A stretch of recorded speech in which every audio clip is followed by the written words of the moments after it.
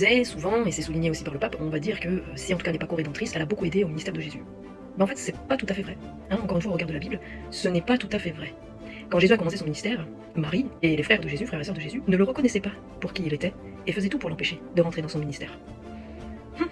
Qu'est-ce que tu dis, Oriane? Lisez la Bible, lisez la Bible. Alors je sais que certains vont se dire, elle dit n'importe quoi, ce sont les cousins et patati patata, mais Jacques et Jude, qu'on trouve dans notre Nouveau Testament commun, sont bel et bien les frères de Jésus, pas ses cousins, et il suffit juste de regarder le texte original pour comprendre que ce ne peut pas être ses cousins. Eh bien Jacques, qui est devenu le grand évêque à Jérusalem, a renié Christ pour qui il était pendant très très très longtemps, et n'a pas fait partie de ses premiers disciples.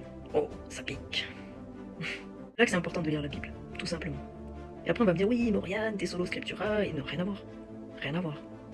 C'est juste une lecture, quoi. Il n'y a même pas d'interprétation. Donc forcément, si la tradition orale vient dire le contraire du texte, bah ouais, ça devient compliqué. Vous dites que nous disons, nous les catholiques, que Marie a participé au ministère de Jésus, et que cela n'est pas tout à fait vrai. Hébreux 12, verset 8. Jésus-Christ est le même hier, aujourd'hui, éternellement. C'est une parole que vous connaissez bien. Vous la proclamez tout le temps. C'est une parole qui vous permet de faire des miracles de délivrance. C'est une arme pour vous, cette parole. Mais seulement, votre hier, votre aujourd'hui et votre éternellement n'ont absolument rien à voir avec le hier, aujourd'hui et éternellement proclamé dans cette parole. Le hier de cette parole est beaucoup plus loin que votre hier. Ce hier commence lorsque Jésus-Christ était dans le sein du Père, c'est-à-dire lorsqu'il était omniscient, omnipotent, omniprésent. Le hier de cette parole parle de Jésus dans sa gloire. Et le aujourd'hui de cette parole nous montre Jésus incarné, c'est-à-dire dans la chair. Et son éternellement, c'est le retour de Jésus sur son trône, c'est-à-dire dans sa gloire, la gloire qu'il avait avant de venir accomplir cette mission. Donc le Jésus d'hier, omnipotent, omniconscient, omniprésent, nous a créés sans nous. Mais pour nous sauver, il avait besoin de notre opération. Un père de l'Église le dit très bien, c'est Saint Augustin. Il dit ceci, « Si Dieu nous a créés sans nous, il ne pouvait pas nous sauver sans nous. » C'est le sens du fiat de la Vierge Marie. Pour vous, Marie n'a pas coopéré tout à fait, comme vous le dites, parce que votre hier commence avec le ministère de Jésus. Marie n'a pas fait de miracle. Elle n'a pas été une servante née de nouveau en ce moment-là. Mais Dieu vous connaît. L'Éternel vous connaît. C'est pour cela qu'il a offert à Marie ce miracle de Cana. Ce miracle donc signe le glas du commencement du ministère du Christ. Ce mystère donc de Cana est le début de votre hier à vous. Elle n'a pas fait de miracle, mais elle a intercédé pour des mariés. Oui, elle a intercédé pour avoir un miracle pour les mariés. Frères et sœurs, Marie, pour vous, n'a pas coopéré au ministère, mais hier, selon cette parole, elle a allaité le Maître. Elle lui a donné sa chair et son sang, et elle était au pied de la croix. Maintenant, passons à votre aujourd'hui à vous. Cet aujourd'hui commence avec la résurrection du Christ et son départ au ciel, lorsqu'il vous donne votre ministère. Allez dans le monde entier, évangélisez et baptisez en mon nom. Celui qui croira sera sauvé, et celui qui ne croira pas sera condamné. Ceux qui croiront en moi chasseront les démons en mon nom et prendront des serpents à la main. C'est là votre aujourd'hui, c'est votre ministère. Dans l'aujourd'hui de cette déclaration, de cette parole, Marie est au ciel avec ses pères. Elle est assise à la droite de son Fils. Pour vous, Marie a été une servante simple, inutile, et pourtant elle a ceint ses reins pour servir son Fils jusqu'au bout, jusqu'à la croix. Elle l'appelait maître, parce qu'elle ne mangeait pas dans le même plat que lui. Elle n'a pas mis la main dans le même plat que lui. Elle ne lui a pas demandé non plus de reconnaissance. Un bon serviteur simple, c'est à son tour de manger maintenant que le maître a mangé et bu. Luc 17, les versets 5 à 10. Joseph et Marie ont été des serviteurs que le Seigneur cherchait, c'est-à-dire des bons et loyaux serviteurs. Maintenant, ces deux serviteurs sont dans la gloire de leur maître. Ces fruits sont là sous vos yeux. Son honneur est là, sous vos yeux. Mais l'épée, le glaive, demeure dans son cœur. Et oui, Marie est née d'en haut, et non de nouveau, comme vous le comprenez. C'est en haut qu'elle est reine. Si le terme reine du ciel vous chiffonne, laissons tout simplement reine. Car l'Écriture dit expressément que le Seigneur, Jésus-Christ, est le Seigneur des seigneurs et le roi des rois. Elle est même Seigneur, la Vierge Marie. Continuons. Vous dites que les frères de Jésus ne croyaient pas en lui et qu'ils voulaient même l'empêcher de rentrer dans son ministère. Les frères de David non plus ne croyaient pas en lui et vous l'empêchez de rentrer dans son ministère. Jérémie lui-même ne croyait pas en lui-même. Il se trouvait trop petit pour rentrer dans ce ministère. Pourquoi? Eh bien tout simplement parce que le sort des prophètes en ce temps-là ne vous est pas caché dans la Bible. Les vrais prophètes étaient persécutés et tués. Jacques n'est pas le seul à avoir renié Jésus. Pierre l'a fait.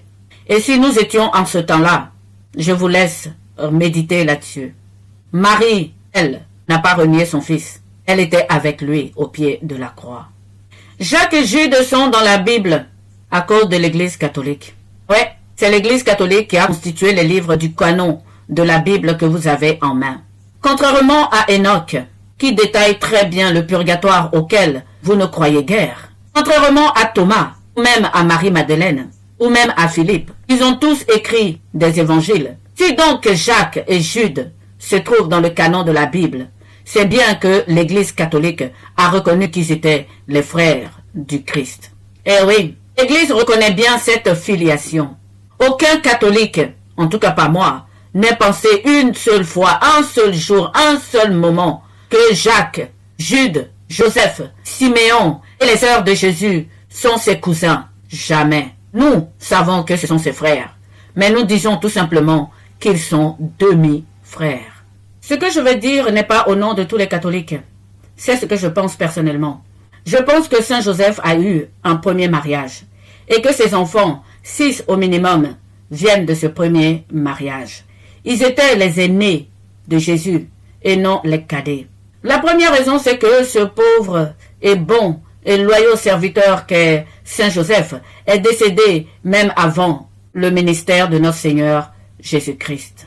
Il n'a pas vu son fils dans son ministère. Il ne l'a pas connu. La deuxième raison, c'est que le droit d'aînesse est très important à cette époque en Israël et surtout chez les Hébreux. Souvenez-vous de Isaïe qui a perdu son droit d'aînesse à cause d'un plat de lentilles.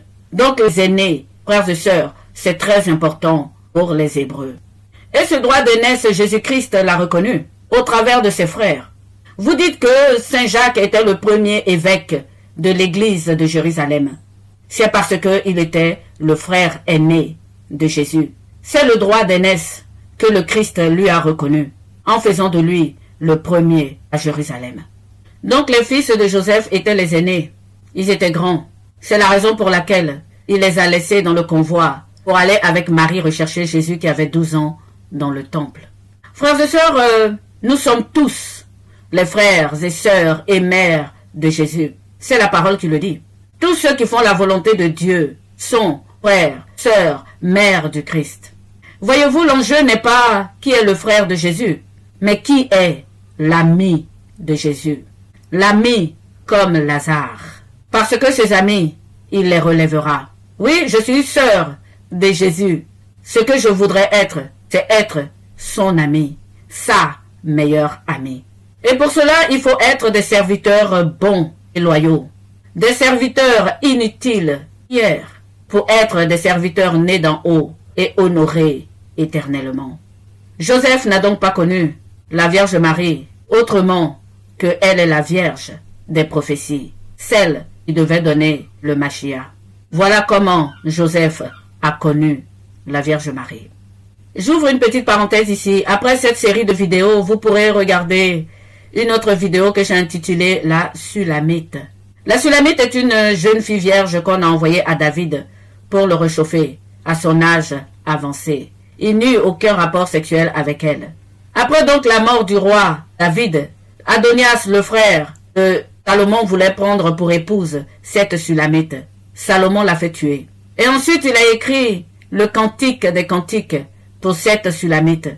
dans laquelle il lui dit texto, reviens, ô ma belle Sulamite, afin que nous puissions te contempler. Donc le roi Salomon a écrit le Cantique des Cantiques pour rappeler cette Sulamite dans le royaume, non pour l'épouser, mais pour contempler sa beauté. Je ferme cette parenthèse. La virginité éternelle de Marie que nous proclamons par la foi, nous ne la déclarons pas, hein, et c'est par la foi populaire. C'est que tout simplement Dieu, l'ayant connue vierge, lui a redonné sa virginité au ciel, car rien n'est trop merveilleux pour Dieu. Alors si vous pensez, si Jacques est le frère aîné de Jésus, pourquoi est-ce que Jésus a confié sa mère au pied de la croix? Ce n'est pas seulement parce que Jacques n'était pas au pied de la croix, ce n'est pas seulement parce qu'il a renié, c'est tout simplement parce que le Seigneur savait que Jacques serait le premier martyr à le rejoindre. Jean étant le dernier, Jean devant l'attendre au retour pour écrire l'Apocalypse, il était donc convenable de confier sa mère à Jean. Tous les apôtres, et même Jude, mettent en garde aujourd'hui contre l'arrogance et les propos diffamatoires que vous allez avoir envers les anciens dans les derniers jours. Et nous sommes bien dans ces temps-là. Les anciens n'étaient pas des intellectuels ni des savants. Et oui, ils étaient de la foi populaire, comme nous autres aujourd'hui. C'étaient des gens du peuple. Combien de fois j'ai entendu des intellectuels traiter les paroles du Seigneur comme étant des paroles simplistes. Et pourtant, aucun de nous n'arrive encore à décrypter ces paroles. Aimez-vous les uns les autres, vous êtes tous frères. Est-ce que nous y sommes arrivés? Nous lisons les Écritures. Nous ne lisons pas la parole de Dieu. C'est la parole de Dieu qui lit en nous.